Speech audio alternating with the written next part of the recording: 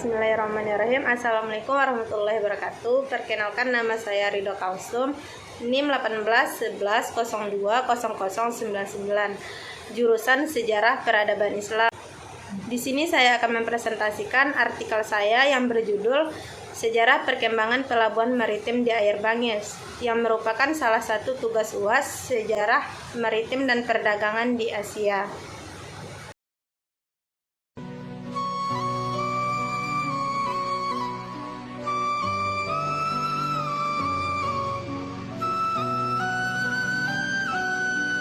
Baiklah, saya akan memulai mempresentasikan artikel saya yang bertema tentang sejarah perkembangan pelabuhan maritim di Air Bangis. Pelabuhan Air Bangis merupakan salah satu pelabuhan penting yang ada pada masa Hindia Belanda atau sekitar abad ke-19. Sebenarnya pelabuhan ini sudah ada sebelum kedatangan Hindia Belanda. Namun semenjak kedatangan Belanda ke pelabuhan ini, maka pelabuhan ini semakin maju dan berkembang, hingga akhirnya pelabuhan Air Bangis ini dinyatakan sebagai pelabuhan internasional oleh Hindia Belanda pada tahun 1839. Sebelum pelabuhan Air Bangis ini berkembang pesat seperti saat ini, dahulunya yang menjadi pusat perdagangan dan pelayaran ini yaitu berada di Pulau Panjang yang disebut dengan Red. Namun karena lokasi dan daerah daratan Pulau Panjang yang tidak memadai atau kurang mendukung, akhirnya dipindahkanlah pusat perdagangan dan pelayaran ini ke daerah daratan yang lebih luas, yaitu di Air Bangis. Kemudian pelabuhan ini dikembangkan oleh kolonial Belanda sehingga akhirnya menjadi pusat perdagangan ekspor dan impor barang dagangan, dan juga menjadi pusat persinggahan para penumpang kapal serta persinggahan para nelayan di sekitar pelabuhan Air Bangis. Di sini saya juga memaparkan beberapa gambar kapal yang berada di pelabuhan Air Bangis.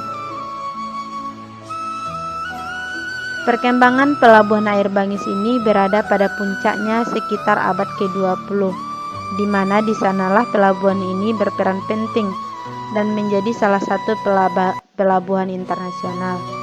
Hal ini disebabkan karena selain pelabuhan ini berada di daerah yang strategis,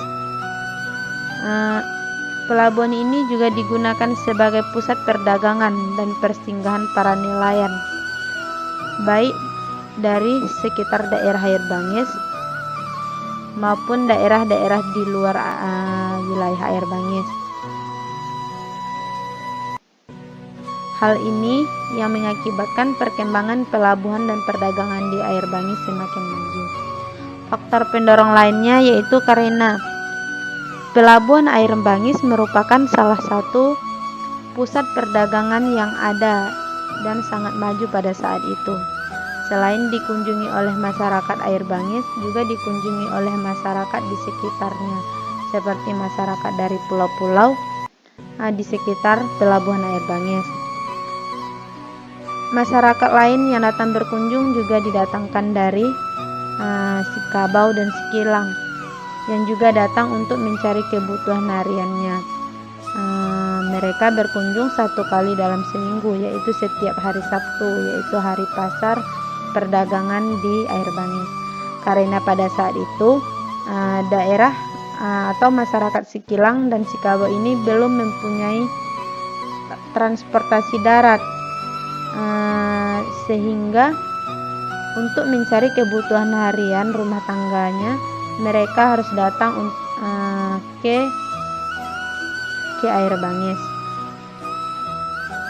Namun kemajuan atau kejayaan pelabuhan Air Bangis ini tidak berlangsung lama karena perpindahan ibu kota residensi dari pelabuhan Air Bangis ke Sibolga, yaitu sekitar tahun 1848 sampai tahun 1905.